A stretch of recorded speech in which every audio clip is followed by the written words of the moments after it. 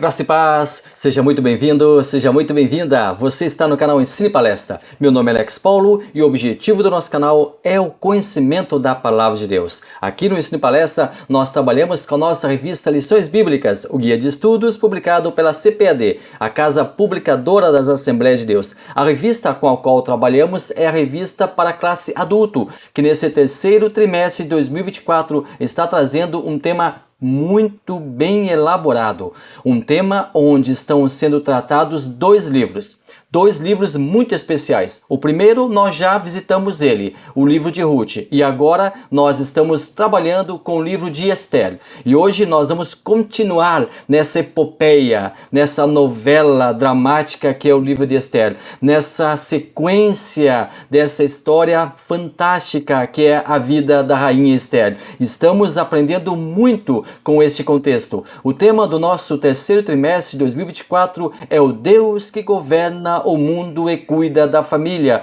Os ensinamentos divinos nos livros de Ruth e Esther para a nossa geração. Nosso comentarista do trimestre é o pastor Silas Queiroz. Ele é graduado em teologia, é graduado em direito e também é pastor ali da Assembleia de Deus em Ji-Paraná, na Rondônia, e também procurador também do município de Ji-Paraná, na Rondônia. Vamos juntos? Vamos então hoje para a lição número 8. Já estamos atravessando a segunda metade do trimestre. Em breve nós já estaremos aportando no quarto trimestre, mas isso é para depois. Agora nós vamos nos focar, agora nós vamos aqui nos deter no livro de Esther. E para isso eu convido você para continuar aqui no canal Ensine Palestra.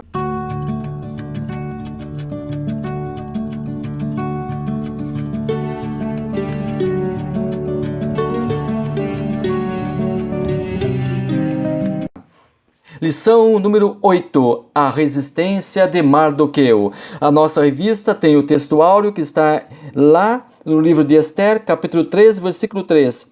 Então, os servos do rei, que estavam à porta do rei, disseram a Mardoqueu: por que trapassas o mandado do rei? Verdade prática. Como cristãos, somos sujeitos a conflitos ético-morais e devemos decidir sempre de acordo com a vontade e a orientação de Deus. A nossa leitura bíblica em classe está em Esther, capítulo 2, versículos 21 ao 23, depois lá no capítulo 3, versículos 1 ao 6. Hoje, então, nós vamos continuar com a história de Esther. Nós já falamos sobre o livro, nós já conceituamos a obra, nós já falamos sobre o início da trama, a festa, o banquete de Assuero, nós já falamos sobre Esther chegando ao trono e hoje nós vamos para mais um capítulo dessa novela. E nós estamos chegando no nosso primeiro tópico que já está aqui com você. Mardoqueu descobre uma conspiração contra o rei. Primeiro, subtópico, os bastidores do poder. Segundo, a investigação. Terceiro, o registro dos fatos. O cuidado de Mardoqueu para com Esther. Mardoqueu, ele era primo de Esther. Mas quando viu ela ficar órfã, não pensou duas vezes e adotou-a como sua própria filha. Ele sentia-se então responsável pelo bem-estar de Esther e ao mesmo tempo ele estava com um instinto de paternidade para com ela. Ele sempre, mesmo de longe, mesmo de muito longe às vezes, ou às vezes mais perto, porque ele chegava ali no pátio das mulheres, da chamada Casa das Mulheres, e ali ele ficava observando, e ali ele ficava colhendo informações de como Esther estava, como estava passando Esther, como ela estava sendo tratada, como ela estava ali já como rainha. Depois Mardoqueu continuou cuidando de Esther. E é interessante que Esther, ao ser constituída rainha, ao ser alçada ao posto de rainha, nunca deixou de respeitar Mardoqueu, nunca deixou de continuar cultivando aquele carinho, aquele amor para com seu pai, para com aquele que era agora o seu pai, para com aquele que agora assumia a paternidade, para aquele que agora cuidava dela. Agora ela era rainha, agora estava no palácio, agora estava com benesses, agora estava com muitas pessoas rodeando-a, muitas pessoas cuidando dela, muitas pessoas servindo ela, mas Esther jamais deixou de cuidar de Mardoqueu. Mardoqueu cuidava de Esther, mas ao mesmo tempo Esther queria saber como estava o seu povo e Mardoqueu com certeza era o canal que fazia o link entre Esther e seu povo. Então continuou aquela amizade, continuou toda aquela verdadeira harmonia que existia entre Esther, a rainha, agora no comando, e o seu primo Mardoqueu. Esther jamais virou as costas para o seu povo. O cuidado de Mardoqueu para com o rei. Ali, sentado à porta do palácio do rei, Mardoqueu presenciou a conversa de dois eunucos que conspiravam contra a vida do rei. Imediatamente ele contou a Esther sobre o plano de ambos. E Esther então levou esse negócio ao conhecimento do rei. Foram feitas investigações e então confirmada a rebelião dos dois homens. Eles então receberam a pena capital, sendo enforcados. Tudo isso ficou registrado no livro das crônicas do rei. Houve então uma investigação. Assuero, aqui nós chegamos à conclusão, não era um rei raivoso, não era um rei que tinha a chamada cabeça quente, um rei que tinha o chamado sangue fervente, não era um rei que já saía fazendo aquilo que outros esperavam que fizesse, não. O rei Assuero, ele buscou inteirar-se dos fatos, ele buscou comprovação de tudo aquilo que chegava aos seus ouvidos. Aqui nós podemos denotar que Assuero era sim um rei justo, era sim um rei que pensava muito bem os seus atos, era um rei que media as consequências de seus atos. O rei, antigamente, ele tinha o poder de deixar a pessoa viver ou até mesmo de fazer com que a pessoa perdesse a própria vida. Mas Assuero, ele agia diferente. Aqui nós encontramos um rei que buscou que os fatos fossem investigados e até então os fatos serem totalmente elucidados, até ele ter a conclusão final, ele não tomou nenhuma iniciativa. Após então os fatos serem analisados, após então tudo aquilo ser confirmado, era realmente verdade que estavam intentando contra a sua vida, era realmente verdade que queriam matá-lo, aí o rei então faz justiça e aplica a pena capital para aqueles dois homens que acabam perdendo a vida. E tudo isso fica arquivado nas crônicas do rei. Os reis tinham o chamado livro das crônicas, livros onde eram registradas as suas façanhas, eram registrados seus atos heróicos, também eram registrados todos os fatos que aconteciam durante o reinado, fatos bons e fatos maus. Tudo ficava ali registrado.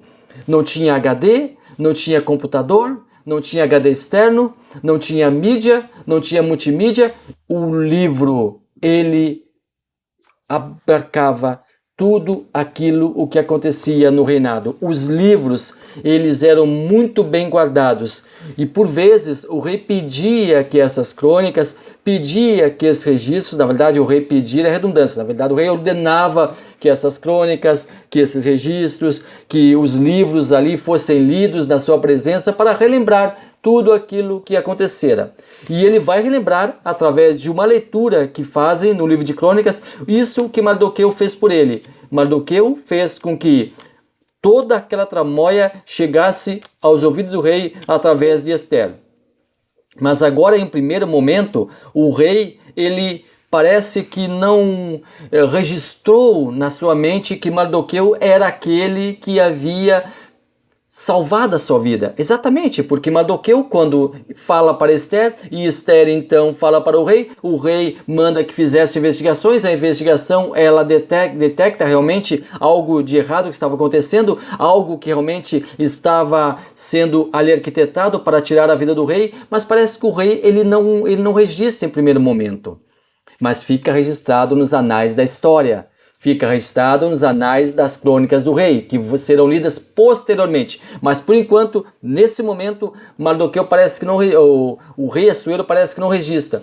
Aí então é interessante também nós lembrarmos que havia um processo de guerra, havia um processo de batalhas entre o povo persa e o povo grego. Então, talvez, provavelmente, o rei com a cabeça cheia, o rei com a cabeça com pensamentos na guerra, o rei com seus estratagemas, o rei fazendo toda aquela engenharia através de seus comandados, através de seus capitães, através de seu exército. O rei estava muito preocupado com a guerra, então ele não registrou que Mardoqueu foi aquele que salvou a sua vida. Mas isto é providência divina. Deus fez com que o rei não registrasse. Deus fez com que o rei se esquecesse daquilo que aconteceu, para Deus mais adiante fazer com que o rei seja relembrado daquilo que aconteceu. Ou seja, Deus não é citado no livro de Esther, mas nós vimos o agir de Deus em cada momento. Nós vimos o agir de Deus em cada instante do livro. E aqui parece uma grande injustiça. Mardoqueu não recebeu nenhuma honraria, nenhum reconhecimento real por seu bravo desempenho em alertar sobre um crime arquitetado contra o soberano. Mas, de novo, tudo era plano de Deus, que, embora não fosse citado no livro, não temos ali textualmente Deus falando, não temos ali textualmente o livro falando sobre Deus, não temos ali textualmente o livro dizendo que tudo estava sendo planejado por Deus, tudo estava sendo organizado por Deus, toda a história estava sendo direcionada por Deus. Não temos isto patente no livro, mas nós temos todas as evidências que Deus estava no comando de toda a situação. E no momento certo, agiria. Não somente Deus agiria em favor de Mardoqueu, mas algo maior iria acontecer, porque Deus iria proteger o seu próprio povo. Nós chegamos então ao nosso tópico 2, Amã é exaltado pelo rei. E aqui nós temos o primeiro tópico, um novo personagem. O segundo, um herói aparentemente esquecido. Terceiro, evitando frustrações. Aqui nós temos Amã, um outro personagem que chega para fazer parte da história. Amã, que fazia parte da corte, obtivera do rei um reconhecimento tal que o promoveu a primeiro-ministro. Então, a partir desse momento, ele é o segundo em comando, logo após o rei, logo abaixo do rei. Somente Assuero era maior que Amã. Ele era o segundo homem mais importante do império. Não se sabe o porquê de tanta honraria. Mas nós podemos inferir que o rei talvez pensasse que fora ele, Amã, quem preveniu sobre o plano dos eunucos para o matar. Talvez o rei tenha feito uma confusão na sua cabeça. De novo, essa confusão, se ela aconteceu, foi com absoluta certeza arquitetada por Deus. E como diz o ditado popular, queres conhecer quem a pessoa é de verdade? Dê um cargo para ela. Amã ficou extremamente envaidecido com a promoção. E mais, por ordem do rei, todos deveriam se curvar a Amã quando ele passasse. Aí então o orgulho, a prepotência e a vaidade subiram a cabeça desse homem. Todos se curvam perante Amã. Seu ego então é inflamado.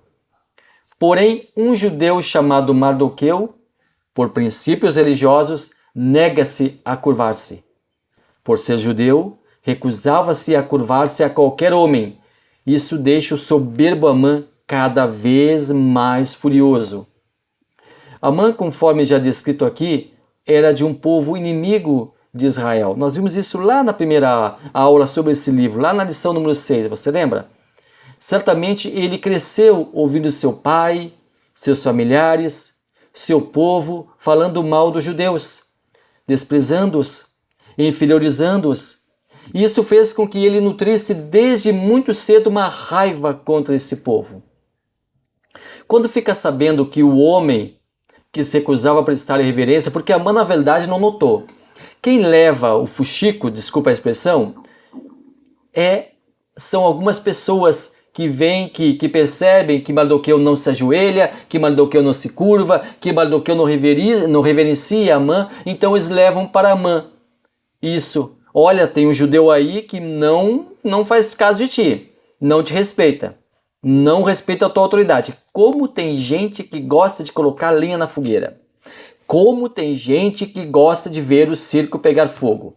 Como tem gente que gosta de chutar o pau da barraca, desculpa a expressão tosca. Como tem gente que gosta de chutar o balde, mais uma expressão tosca. Como tem gente que gosta de ver a coisa ficando azeda, a coisa ficando amarga. Como tem gente que gosta, que tem prazer, que destila este prazer sarcástico. Alguns ali levaram Amã para ver o que iria acontecer, o que Amã iria fazer, qual seria a providência de Amã. Que loucura isso! Isso, claro, era coisa do passado. Hoje não acontece isso. Isso aí é lá na história, hoje em dia, não. Claro que acontece, e acontece muito. E nós devemos ter muito cuidado por causa disso. Muito cuidado.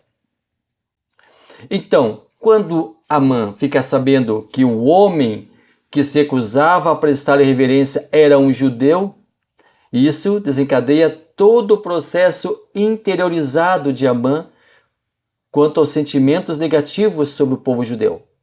Amã, então, tem como meta de vida, a partir de então, matar Mardoqueu. Porém, a sua morte individual já não bastaria, já não satisfaria.